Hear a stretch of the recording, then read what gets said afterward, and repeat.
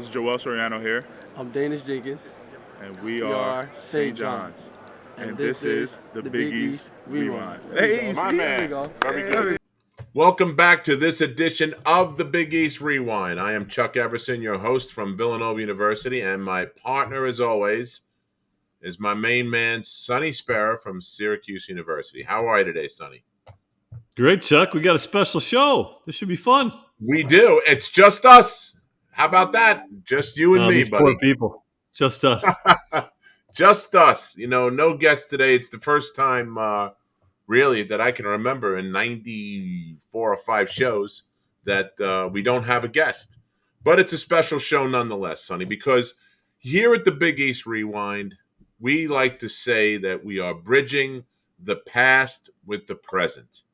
And there was no better way to do that than our good friend over at the Big East Conference, John Paquetti, was a guest on the show.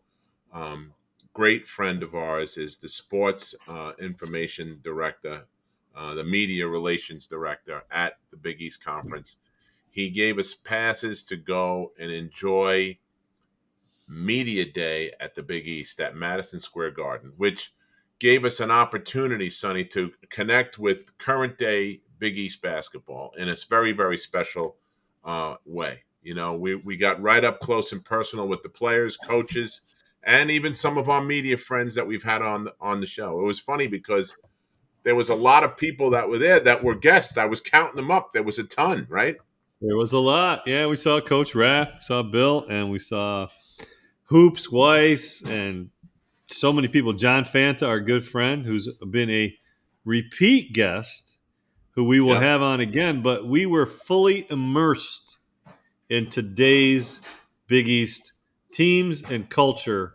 And for being on the other side of the microphone, like seriously on the other side of the microphone, it was a little daunting, a little scary almost, you know, like because you're dealing with an element that's just they're very strong personalities for the most part. They're used to they got a window, they jump in right away, where we're used to having a casual conversation without a lot of background noise or sidelines. You know, it was a completely different avenue. And it was a lot of fun. We did meet a lot of people. And then we did have some nice kind of one-on-one time with some UConn players and Coach Danny Hurley. We had a blast with Joel Soriano and Danis from the St. John's team. They were a lot of fun.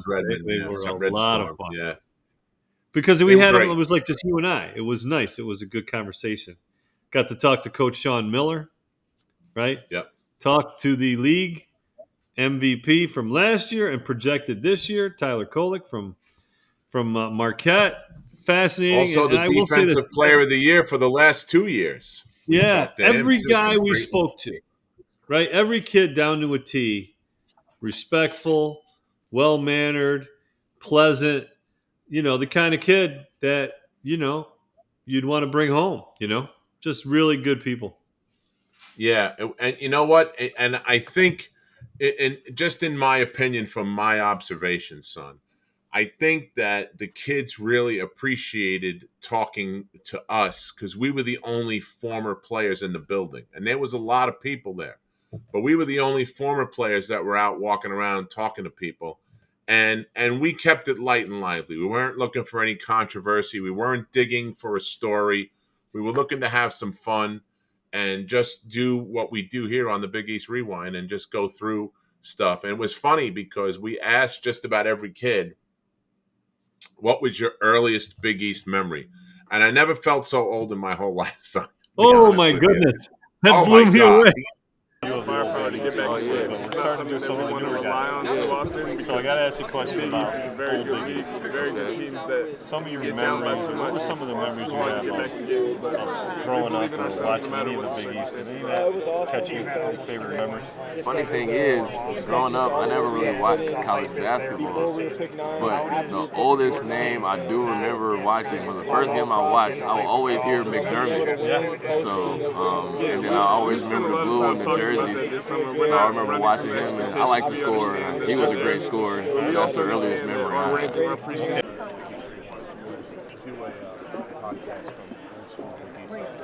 have. What's your earliest memory of the Big East Conference? He's a little different type of player. I remember when I was growing up, my dad, he kind of was showing me a couple of Patrick Ewing's highlights when he was at Georgetown, and he was very dominant in the conference, and he was obviously one of the ideal big men to come through this conference. So I grew up watching a lot of Georgetown and watching Patrick Ewing. So that's kind of some of the earliest memories I have. Feels like a rivalry. So, and now we do a thing called the Big East Rewind, which is all about old school Big East up until current day, kind of bridging the past with the present. What are some of your earliest childhood memories of the Big East Conference? Honestly, when I was a kid, I was running around outside a lot, so I didn't watch a ton of it. But I mean, I definitely remember the Doug McDermott days, the Villanova when they won the national championship. Was his name Arcidiacono? Just pitched it back to that for that three. Chris, yeah. So that was. I remember watching that. That was fun. But yeah, those two stick out for me. So is that? How you doing? Good. How are you? We're from the Big East Rewind, so we kind of do a podcast about old times. Having to make an extra So I play gotta for ask the next you, man, and favorite at memory the end of the of day, Big we're East more focused growing on up. the team winning What instead of hit individual you accolades. about the conference? I think probably my favorite memory of the Big East was watching the game where Doug McDermott scored his. He broke the record for points or something. That's probably the most memorable game for me, growing up in Nebraska, obviously. So. The kid's earliest memory was Chris Jenkins making the shot. It was only 7 years ago. I know. And then you think, or McDermott, making buckets in the Big East tournament. I'm like, wait a second. And I'm 7 years ago, 7, and the 8 kid years might ago. have been 12 years old. It's 7 years ago. You don't Which even is think true, right? I mean, we didn't think they weren't born when we played, man. No, they were a long way from being born when we played. Unless they have ESPN Classic, right, and it's on 24/7. They're not too familiar or with it. YouTube. You could check YouTube out and see some games, but it was funny because one of the guys from Georgetown was saying, "Oh, I like the games of Villanova and Georgetown," and I'm going, I don't know if he saw that game. I don't think he saw that game, but he said that, and I don't know if he said it only because he was playing at Georgetown. One of the guys said, "I didn't watch the Big East. I watched the ACC. I'm a North Carolina guy." Yeah, So the other guy was the West Coast guy. I watched the W, and he went to play there. He started there. Yeah. Yeah, Dennis. It was wild. From St. John's. Yeah. To give you guys an idea, it's an early day. I caught a train out of Long Island at 5:15 in the morning. So it tells you how early that your guys, Sonny and Chuck, were on top of this. We had a pregame meeting with our crew, with our camera people. We actually had cameramen there. We had microphone people there. We had still photographers there. We were there basically to network with the Big East Conference and the people that were there, talk to the younger generation, and to get some content for some of the things that we have planned coming up, later this year and into next year with as far as a new website coming up, and as far as different things that we're putting together on TikTok now that we're on TikTok, and trying to put things together that you guys would enjoy, even with the current day. And if I'm judging anything, we put a few things up on Facebook, today, Sonny, and we got a lot of reaction from that. So it was a very long day, but it was well worth it. It was well worth it. Don't you agree? Absolutely. And it was, like I said, it was really, talk about like getting out of your comfort zone. We were really out of our comfort zone, I think. But when we were able to get those moments, you're right back in your comfort zone because you're just having a conversation with another baller, right? And that's where the rubber meets the road, really. That's where you really get down to who you are, what's it about. And the kids, you're right, they're looking at us, and they know that we're not, going to write something in the paper. We're going to put something, they got to worry about it being, bulletin board material, whatever. And they can just be themselves. And that made it, that much nicer when you got that feedback. I mean, Sean Miller, he was phenomenal. He sat, he answered every question. He didn't budge. He didn't move till Fanta called him up to be on the live stream.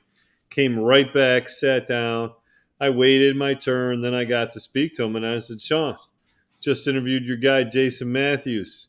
I'm Sonny Spera from Syracuse. I want to thank you, first of all, for Pitt joining the conference, right?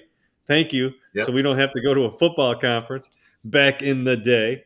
And yeah, he opened right up. He just started talking about the times during the Big East when he played and the memories and the players. He started naming off All-American after All-American after great pro, Dikembe, Alonzo, Derek Coleman, right down the list. And it was a great day. It was a great day to be alive, but it was a great time in the history of the Big East. I tell you something else that was that caught me a little bit off guard, Sonny. This doesn't happen too often to me. I got to be honest with you. Let's call it the way it is. I walk into a room. Everybody knows I'm in the room. I'm the biggest guy in the room, without even a question, Sonny. Without even a question, I'm that guy. Okay. Until I walked into the Garden. I was like, I couldn't believe how many big guys are playing in the conference. Right. We got a chance. We got a chance to talk with, as I said, the two-time defensive player of the year. He's probably going to be the defensive player of the year again if he has the same type of season. That was Ryan Keinbrana from Creighton, and also we got to speak to Donovan Clingan. Now, let me tell you something, Sonny, and I said this when we talked to Donovan. He's at least 2 to 3 inches taller than me. Am I wrong? No, it was almost like he was looking down on top of your hair. He was checking for bald spots. He's the only one that would know. So, I mean, it's true. And so, it's funny. It's funny because we go in and I've gone to a bunch of games. I've seen the kid play maybe a half dozen times in his career. Okay.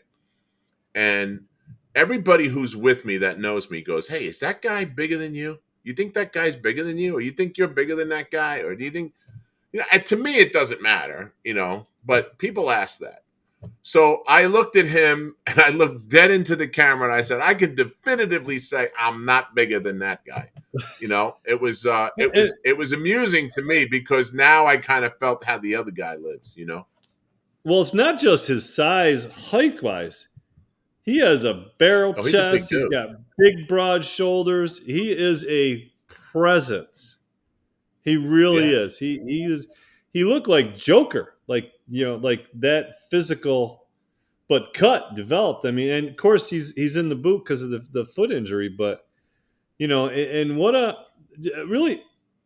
amazed me was the maturity of some of these young men, like the way they spoke, the way they talked, like his reference to the injury and what it meant, what he went through. He talked about the emotions that you go through. You think, oh no, like the season's over.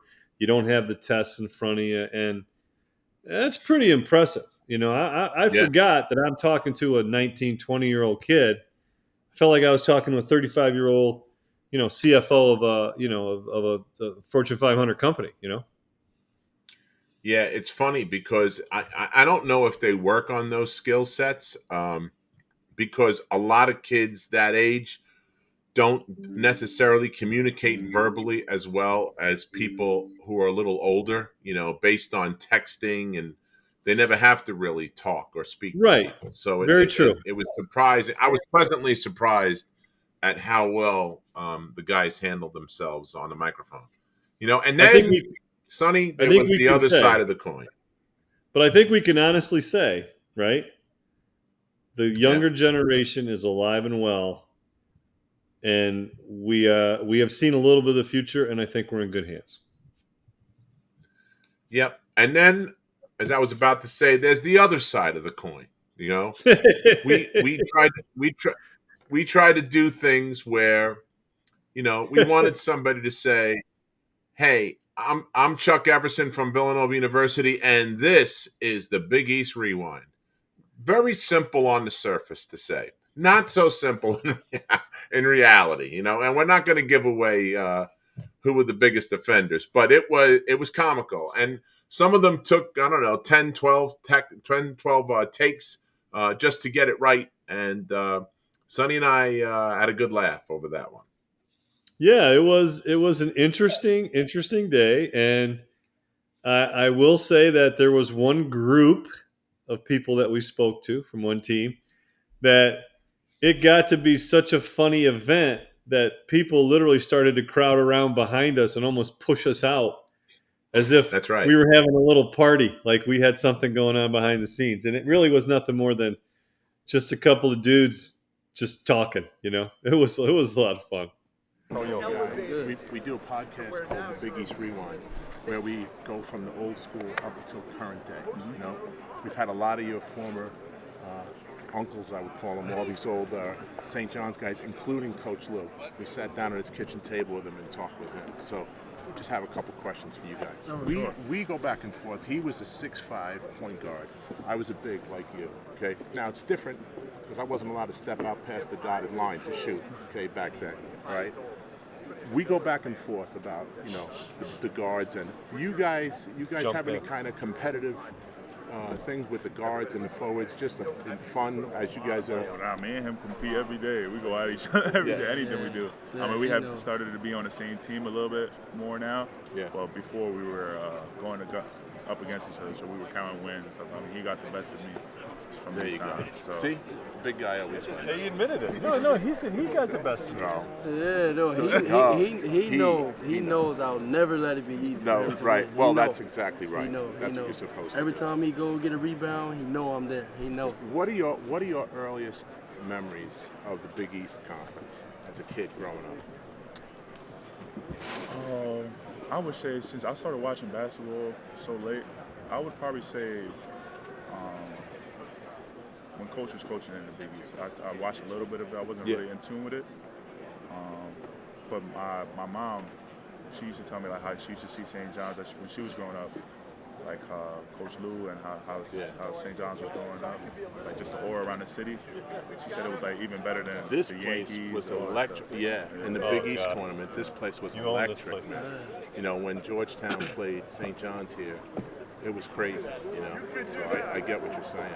Yeah, for me, it's kind of different because growing up down south in Texas, I never really watched the Big East Conference down there. I never really like this. The conference. The first conference that I watched was like the West Coast Conference because it was St. Mary's. Right.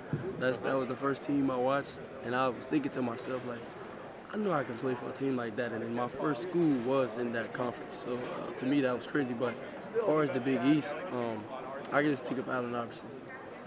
That's the only thing I remember. How important is it for you guys to help bring St. John's back to prominence the way they were? I think the conference, from a fan's perspective now, not so much as a former player, the conference is so much better when Georgetown's competitive, when St. John's is competitive, Villanova, all of the teams that started the conference, the original teams, How important is it for you guys to bring St. John's back to it? And do you feel any pressure to do that? I think that's our number one goal, man. Yeah. Definitely to win big, and to matter again in the conference. Definitely, I feel like just because how much time and dedication our fans put into us, coming to the game, spending their own money to come see us, I think it's just like as much as important as just going out there and playing, man. But we go out there and play for them. Was there any pressure? I would feel like there's pressure anywhere you go. Yeah. So I said for a standpoint, but I know at the end of the day, like it's just going to help us for our future to come. Because there's a buzz in the city. I was just going to ask you about that, the change, right? So now it's all about what's happening in St. John's. It's going on in Queens, right? You guys feel that now a little bit more? How's that? More attention, more eyeballs around what you guys are doing now? For me, kind of like being after playing the year with him. The media always want to know what, and the fans always want to know what Rick Pitino team is doing. Yeah. So for me, it's kind of like we would see people come in every practice at Iona, and then here now at St. John's, it's been like crazy. The people that come in practice and the people around us, but in a good way. I think there's pressure either way it goes. If you lose, there's pressure. You're going to hear it around the city. You don't even want to be seen So I just think it's the way that you look at it. Pressure can be a good thing or a bad thing, but it can also make you a very good player and a very good team. How about you, Joel? You've been in the program, huh? What's it look like?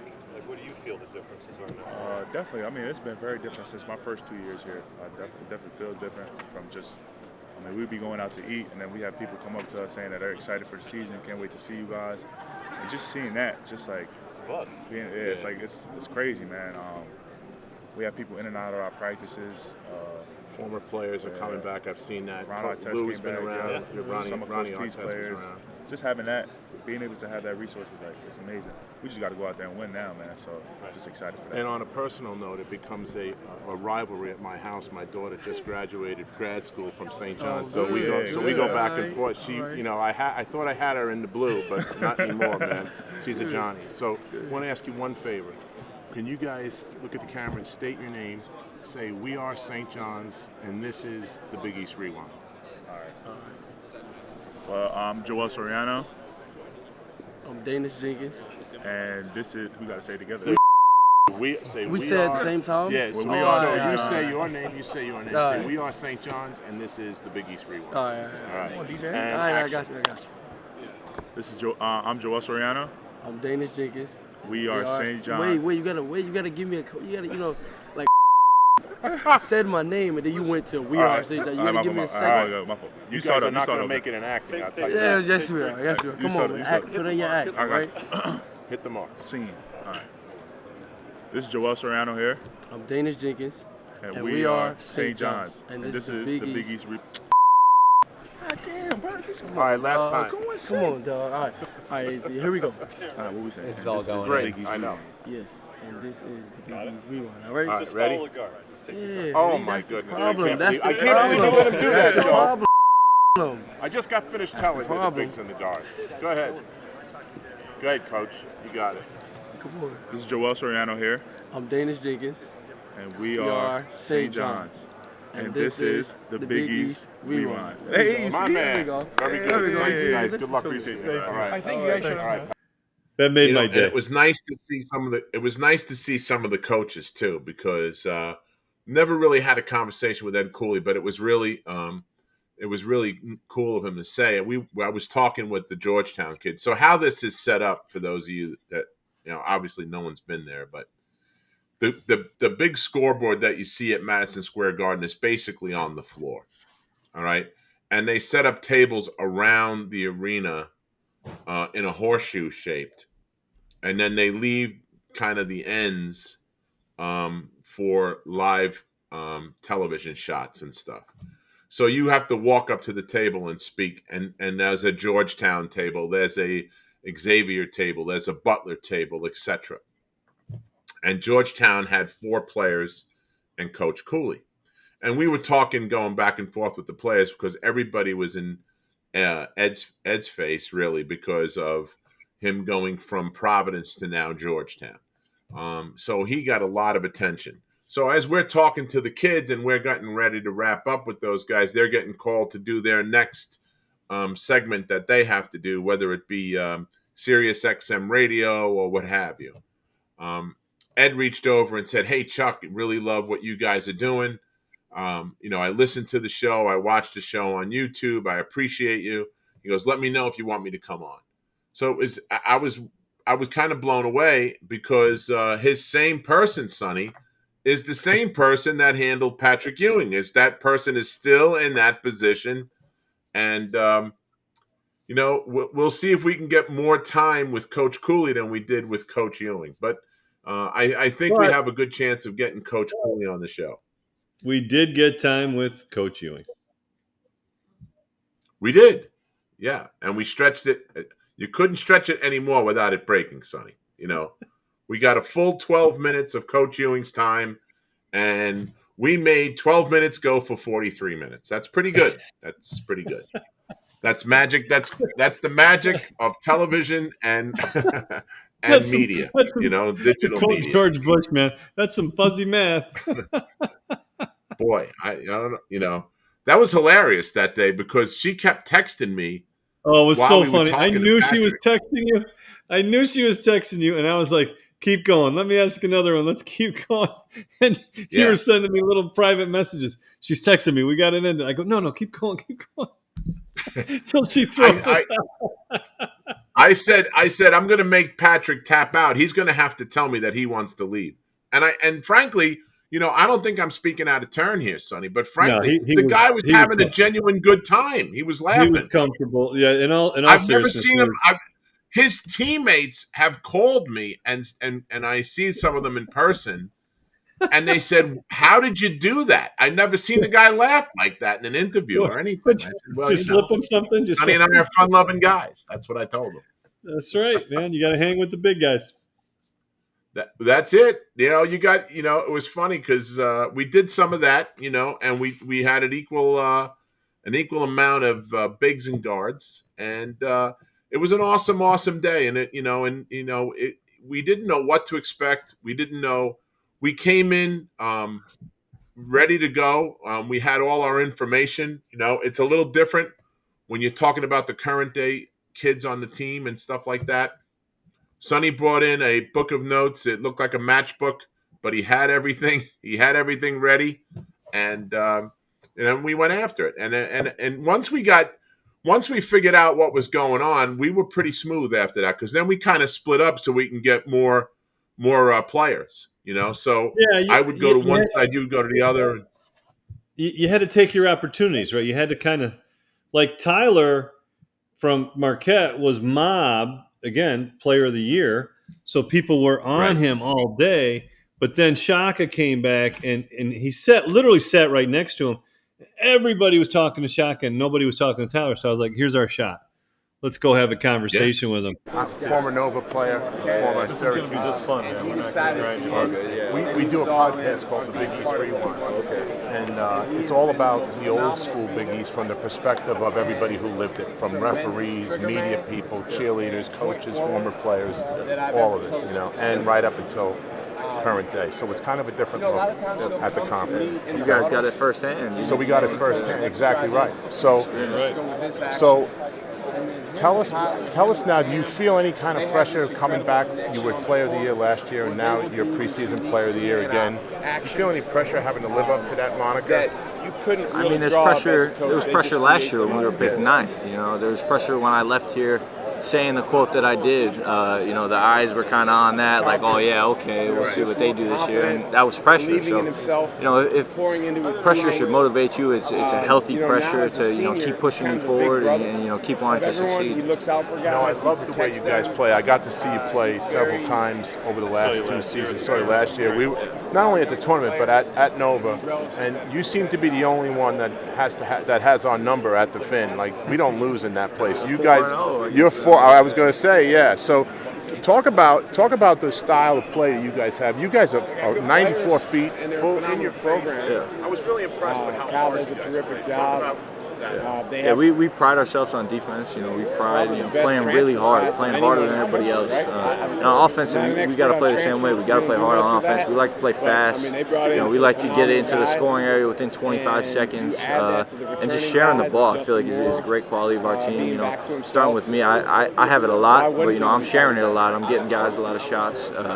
So just playing together, playing to our brand of basketball and knowing what we do really well is something that really benefited us. Guys aren't trying to do what they can't do, and I feel like that really doesn't work out well for other teams, because they have people that think that they should be something that they're not. And with our team, I think all the pieces fit and everybody's really bought in. When you were growing up, what were some of the games and teams you used to look at and watch and kind of say, hey, I want to be like that?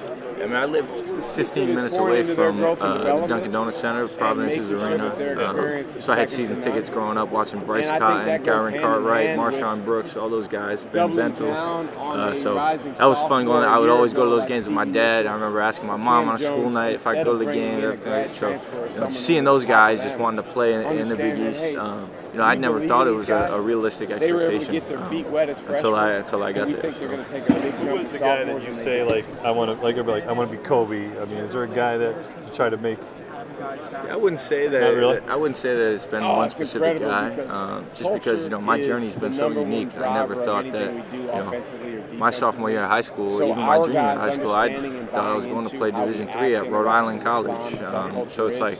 It's funny how things work out. You get to such a level, and people are, who did you model your game? Who did you look up to? Who did you want to play? I just wanted to play college basketball at any level. So it's definitely been a fun ride. That's awesome. That's a far cry from playing D3 to being Player of the Year. Brings one of the best coaches to ever do it. That's a tough road. I'm imagining, right? I mean, that's something that's a lot of hard work, a lot of blood, sweat, and tears went into that. Yeah, and that's why last year was so fulfilling for myself personally, because even the first year that I had at Marquette really wasn't the year that I wanted to have. Really wasn't the year that all my teammates, all my coaches knew that I was capable of. And like that was the pressure, that was the mental warfare that I was really battling with. And I feel like I overcame that hurdle last year, and that's why I was able to be so successful. What's your relationship with Coach like? He's flat out, one of the best, if not the best, to do it in the past 20, 30, 40 years. He's the one jumping and running up and down the sidelines and stuff like that. It kind of feels as a basketball fan, and not only a former player, that you guys kind of take your energy from him. So what is your relationship like with him? Is it an open door policy? Are you able to go in and have heart-to-hearts with him? How does it work? I mean, the relationship has just grown and grown over the years. It's my third year now with him. Actually, funny, first time I talked to him was actually on my birthday, when I was transferring. So it's grown from there. I mean, me and Oso and Coach Smart have a great kind of triangle relationship, leadership roles that we really instill with the team. He comes to us with things, we come to him with things, and I feel like his trust in us is the biggest thing. He knows that we're going to give him everything we got in practice. We're going to give him everything we got in the game. We're going to give him everything we got in film. But if we have to come with him, if we need to come to him with something, then he'll let us come to him. He's not shut up because he knows that we're giving him the 110% in everything that he wants us to do. So then he gives us that leeway. So last question, and then I have to ask you a favor. What's it I'm grateful for these 5 guys here today with me. Big East to walk in here with Tyler Tolan, Oso Ighodaro, Stevie Mitchell, Ken especially Jones, that Final Four. David There's Joplin. 4 teams left, and everybody's buzzing. The whole street should feel it when you're walking in when we the get arena. done here, Talk we'll about go what back to that's the like. hotel, we'll change. Yeah, especially. I mean, the commissioner said it. This is the best venue in college basketball for the tournament. It's been the longest standing venue. So there's great tradition, obviously, like you guys know. I'm sure you were a part of many great championships, many great traditions. So just trying to carry along the history of the Big East is something that we try and do every game that we go out, and especially in this tournament, just feeling the atmosphere, feeling the fans, feeling the, like you said, when you walk outside, everybody around here is here for the Big East tournament. They're at the bars, they're everywhere else. My parents are telling me, I'm getting my rest. My parents are out telling me, oh, we met, these fans or these fans. So it's definitely a special experience. It's great. It's really great. And So can I ask you a relationships are favor? largely Sure. driven by how we make Can you each look other at feel. and just say your name and That's something that we say really this is put the a Big East lot Rewind. of time and Tyler effort Kolek, into. Marquette University, and this is the Big East Rewind.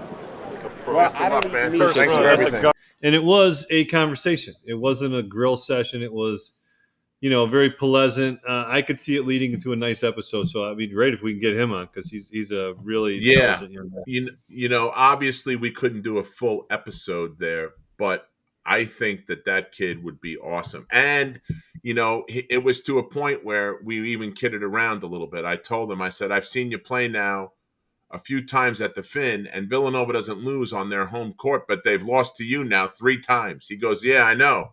And we got one more chance. I go, listen, take it easy. It's my boys. We're friends now. Take it easy. It's okay. So he laughed. He thought that was funny, and we were able to kid around with him like that. He's got a great story where he came he from. really does. The road for him was not straight, Third Eye Consulting is the name you can trust when it comes to property management. Our good friend Peter Haber runs Third Eye Consulting. Whether you're a landlord, an out-of-state homeowner, or an investor, Third Eye Consulting provides innovative property management solutions tailored just for you. They'll take the hassle out of property ownership and turn it into a profitable experience. They've done this for many others. Visit their website at thirdeyeconsultingllc.com to learn more. Oh, yeah. And from a Providence area kid, he grew up loving the Friars and stuff like that. And, it's interesting. The next thing you know, he was a good player, was a solid player. Next thing you know, he's the MVP. That's pretty good. And he has the ball on a string. If you ever watched him play, he's the engine that makes Marquette go, for sure, And He's they've got lefty. others, believe me, they're stacked. He's crafty. He's a crafty lefty. Yeah. Yep. And they're ready to go. And Shaka's got them ready to play. They're picked preseason number 1 in the Big East, followed by Creighton, Creighton, and then followed by and then the UConn Huskies, which we had a really nice conversation with Danny Hurley. That was great, And it was Danny. He felt a little Danny. slighted, Sonny, that they were picked third. He felt slighted. When you're national champs, right? You know what that's like. Yeah, I do. As a matter of fact, I do. We were given no respect after we won in '85 because the guys that we lost, and Eddie, Dwayne, and Gary, they thought for sure. But we got back to the tournament and did okay. I think UConn's going to be better than okay, especially if Donovan comes back strong from this injury. I think UConn is going to be a force to be reckoned with, and they're lying in the weeds, And then another interesting team picked 4th is my Wildcats, Sonny. Yep, my Wildcats are picked 4th, and they are going to surprise people because they've gotten some talented group off the portal. That was a tool that I think I heard a stat today that in the last 10 years, Jay had picked up 4 guys off the portal. Caleb Daniels, Eric Paschal, Dylan Ennis, and there was another guy in there somewhere. Joe Cremo, who's a great guy. Those guys got picked up, and Coach Neptune picked up 4 this year. So that's the difference in how important that has become to some teams. You could go from being just an okay team to being a great team overnight, and then that leads us to our 5th team, which is our good friends at St. John's, and everybody but 2 guys played somewhere else last year, pretty much, and they got a Long Island kid that just came in who's good. He was the number 1 or 2. I think he was number 2 in scoring in the country last year at University of Pennsylvania, and that's the Dingle. I know his dad a little bit. They run a big-time AAU program. They're part of the Long Island Lightning out here on Long Island, and very, very successful family as far as that goes. And he's projected to go in the draft. So, of course, we got to play the season yet. We've still got some time before that happens, but it was great to kind of. I tell you what, I don't know how you feel, but I have a whole renewed interest in watching not just the Villanova games this year in the Big East, watching Creighton play, watching Marquette play, watching UConn play. I'm curious to see how this is going to go. I think the conference is going to be loaded, and I think we have a chance to get 5 or 6 teams in the tournament this year at the end of the day. Well, who's your dark horse to win the conference? Yes.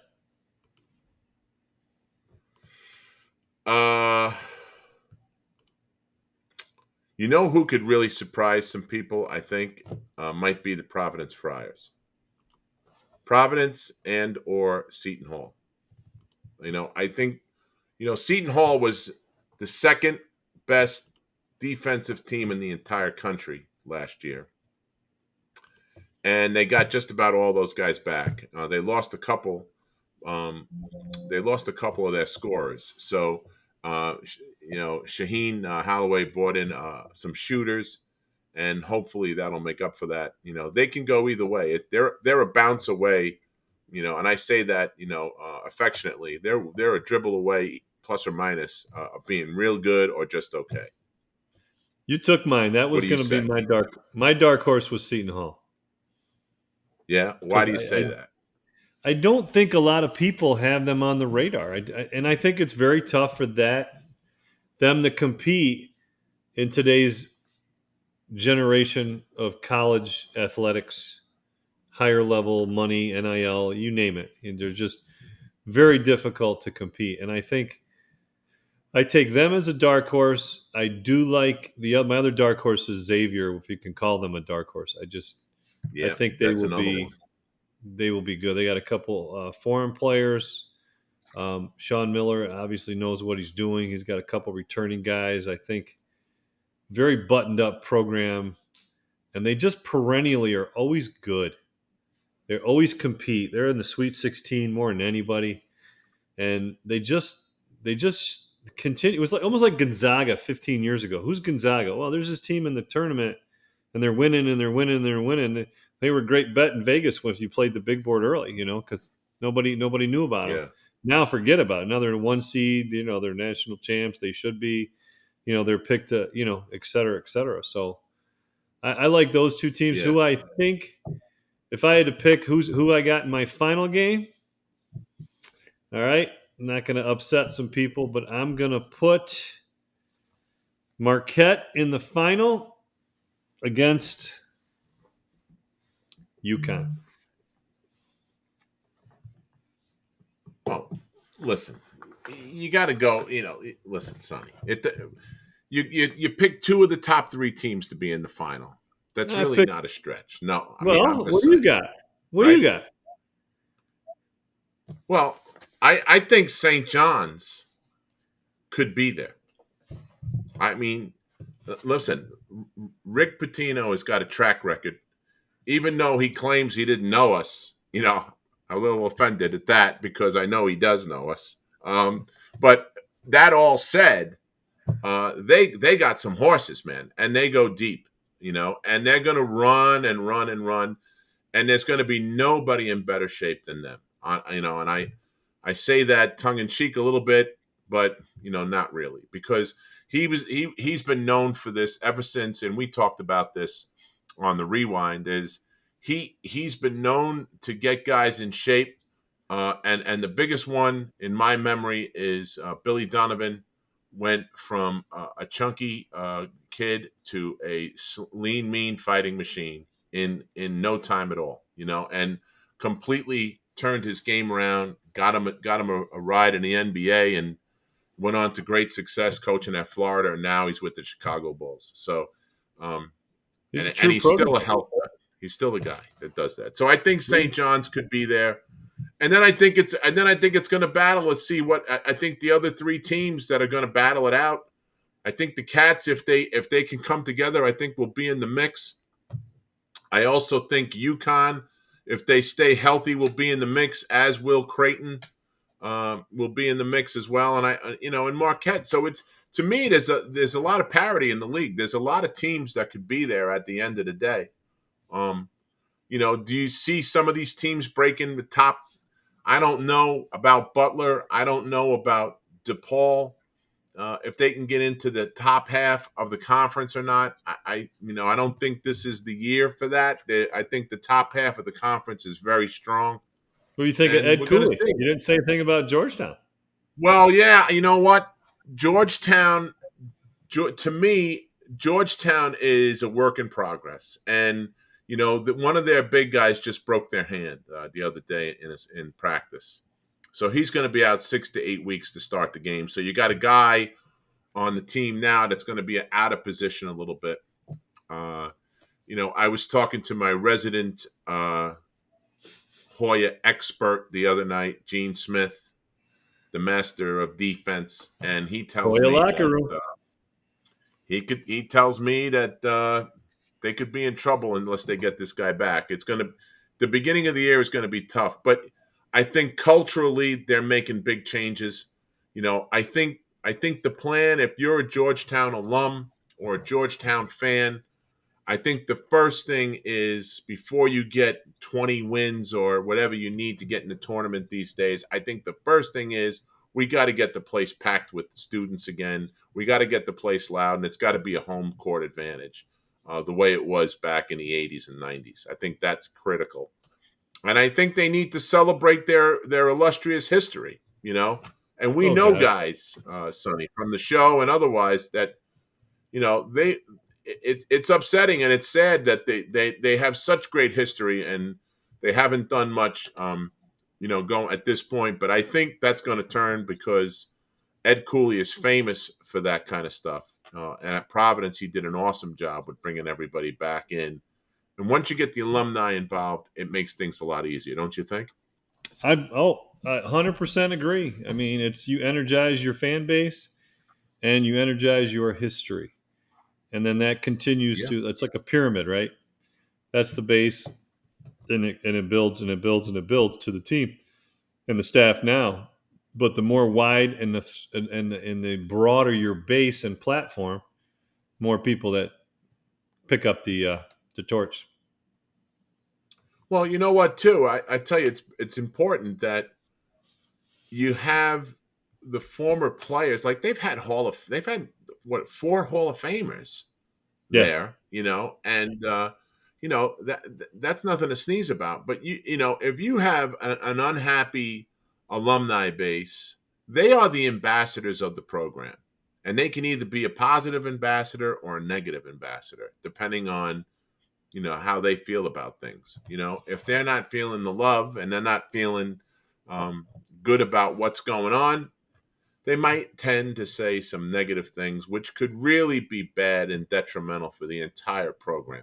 If you have a guy, and I'm not saying that these guys are doing that at all, but if you have a guy the caliber of a Reggie Williams or somebody like that saying, "Oh, this is terrible, that's terrible," that's not the way to make it work. You got to be positive, and you got to be, like I said, an ambassador for your team. And I think that is a huge, huge deal. And, and it's bigger than, what some fans might think, honestly.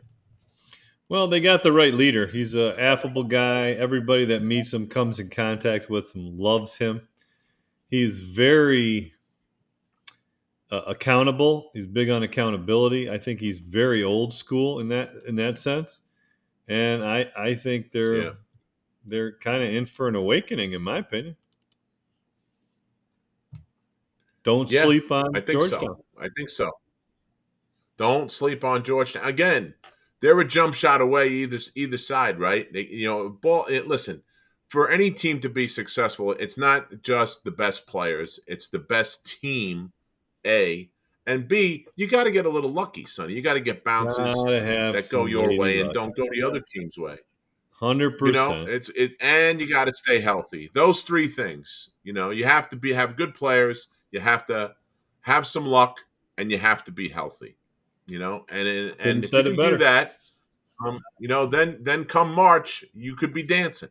And hopefully we get 6 teams dancing. But I know this. I know the conference will be much better off if St. John's and Georgetown are both competitive, and I think they will be. Well, I couldn't agree more. The only thing that would make the conference better is if you had Syracuse back in it.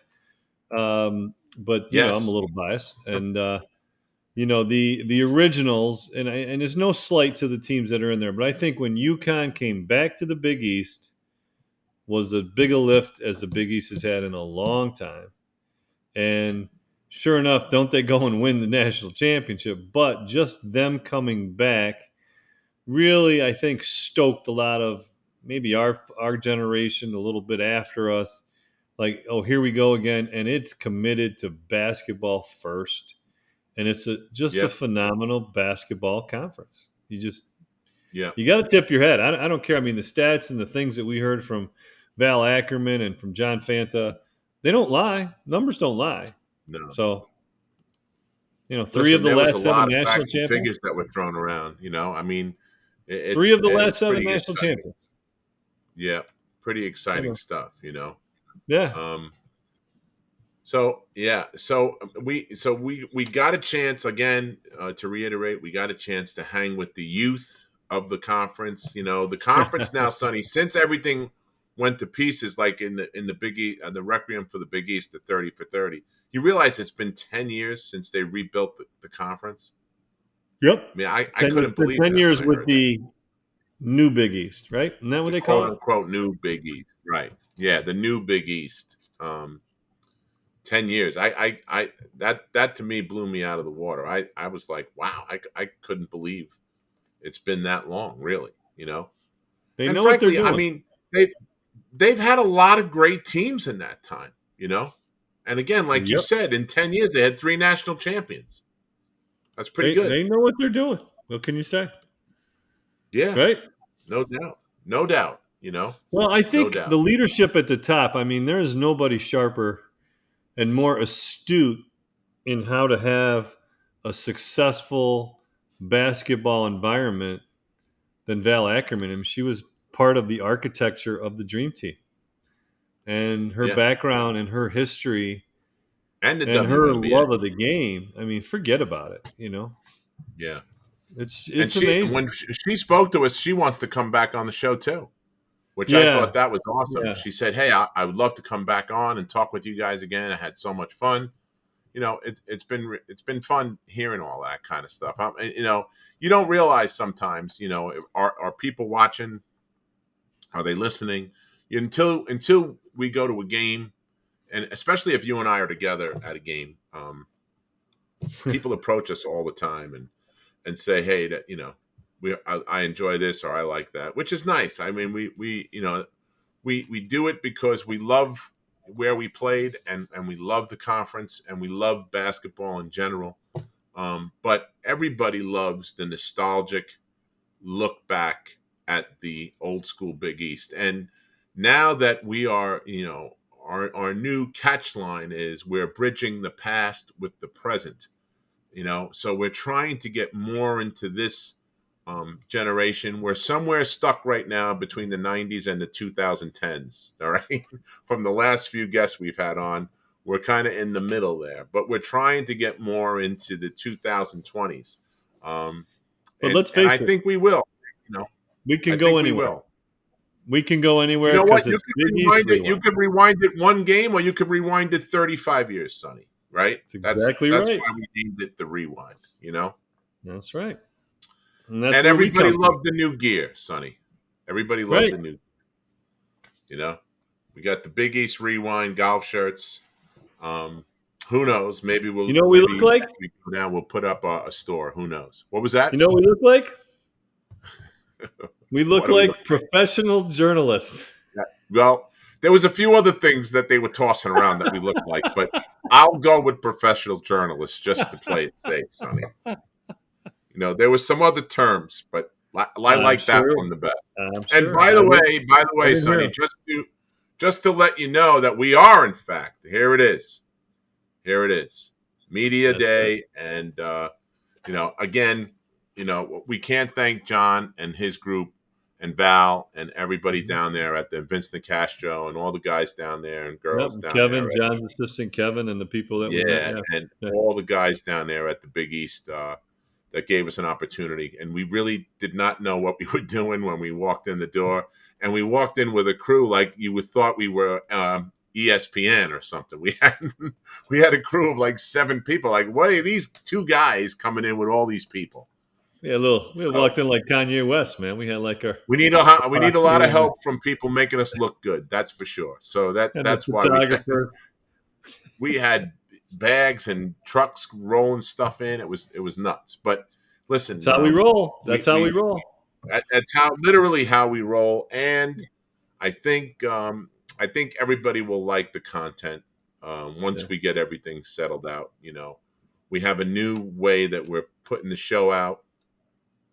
Which is a little different than what we've done in the past. And we're hoping that works. We got a few bugs we're trying to iron out, but we'll get that straightened out, I'm sure. Got to say a special thanks to Quinn, Trent, Taylor, Ty, and Nick Chico and Hannah coming with us. Nick Chico. And, you know, they made our job really easy. Yeah. Yeah, and, you know, we went out and listen, we had a little breakfast meeting because we don't do anything without food, Sonny. You know that. You know, we had a little breakfast meeting at the TikTok diner, to be specific, and then we enacted the plan, and everybody went into action. And after we got started, it ran like a well-oiled machine. So teamwork. That was the great part about the whole thing. Makes the dream Teamwork work. makes the dream work, Sonny. You know That's that. right. So, yep, that's right. So anyway, that was our day at the Big East Media Day. You know, occasionally we're gonna put in some shows like this where it's Sonny and I talking topics. The reason for that is we want to keep it more consistent. We want to keep shows coming out every Wednesday. Is when we're dropping shows now. If you haven't noticed, every Wednesday you can get on the podcast. It'll be on Spotify, and it'll be on Apple iTunes, and it'll also be on YouTube and wherever you get your podcasts from. And as always, we ask you to like, subscribe, and share it with a friend, and hit that bell on there so you get notified of when new episodes drop. We're going to try to keep consistent to Wednesdays, and sometimes catching up with a guest list makes that difficult to do. But we're doing our best with that. And if we have to do a couple shows like this, then that's what we'll do. But we'll get you content out every Wednesday. That's our deal now. So hope you enjoy what we're doing. And if you want to reach out to us, if you have any suggestions or anything like that, you can always email us at bigeastrewind@gmail.com. Sonny, any parting thoughts for you? I just want to say thanks to everybody who supported us, that's encouraged us. We sent a note out there. We got a person in an organization that's going to help sponsor some of the shows that'll really help us and allow us to continue to do the things that we're doing and what we love doing. And I'd just like to see this thing just continue to just increase and get bigger and broader and better ultimately. But a lot of that's feedback. So our website, bigeastrewind.com, is going to be up. Use it. There's places for, feedback, right? All that kind of stuff. And ultimately, suggestions are what help us modify and tweak things. So please. Yeah, when we did that survey, we got a lot of things out of that, so that was great. So, but I echo what you said. You're right. And it takes a team, and Boundless Ventures are our new partners in this. And so far, so good. So we're going to continue to build on this, and hopefully you'll continue watching and listening. So as always, thanks, everybody. Thank you very much. You guys have a great night, and we'll see you next Wednesday.